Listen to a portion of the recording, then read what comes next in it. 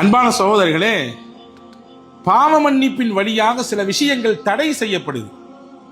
உலகத்தில் சில காரியங்கள் நமக்கு கிடைக்காம போது நாம செய்யக்கூடிய பாவத்தின் வழியாக, பாவ மன்னிப்பின் வழியாகத்தான் அந்த தடைகளை எல்லாம் நீக்க முடியும். அல்லாமா இப்னுல் கையிம் அல் ஜௌசி ரஹ்மத்துல்லாஹி சொல்கிறார்கள், நிறைய இருக்கிறது மனிதர்கள் செய்யக்கூடிய பாவத்தினால் நிறைய விஷயம் தடைபடும்.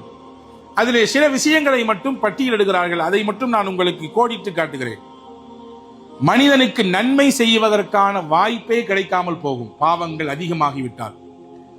ஒரு மனிதனிடத்திலே தவறுகளும் பிழைகளும் பாவங்களும் குற்றங்களும் கூடிக்கொண்டே போனால் முதல் அவன் இழக்கக்கூடிய இழப்பு என்ன? நன்மை செய்யறதுக்கான நசீபு கிடைக்காது, நன்மை செய்யறதுக்கான வாய்ப்பு கிடைக்காது. இரண்டாவது என்ன? அவன் சிந்தனை கெட்டு போகும்.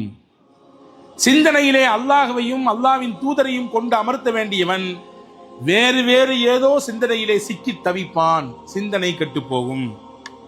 மூணாவது, பாவம் செய்பவனுக்கு அல்லாஹ் கொடுக்கக்கூடிய ஒரு பனிஷ்மெண்ட் எது தெரியுமா? அவனுக்குன்னு கிடைக்கக்கூடிய உரிமைகள் எல்லாம் மறுக்கப்படும்.